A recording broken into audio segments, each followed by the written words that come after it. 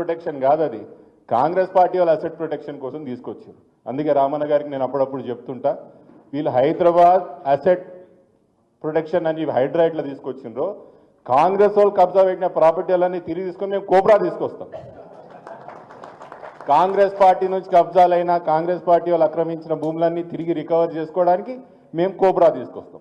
వాళ్ళు హైడ్రా తెచ్చిర్రు, మేము కోబ్రా బరాబర్ తీసుకొచ్చి మాత్రం ఈ కాంగ్రెస్ వాళ్ళు ఎన్ని కబ్జాలు చేస్తున్నారో మాకు తెలుసు. గ్రౌండ్ లెవెల్లో పై స్థాయి నుంచి ముఖ్యమంత్రి గారు కుటుంబ సభ్యులు ఎన్ని భూముల అగ్రిమెంట్లు చేసుకుంటున్నారు, ఎన్ని కబ్జాలు చేస్తున్నారు, ఎంత బెదిరిస్తున్న విషయం మాకు తెలుసు.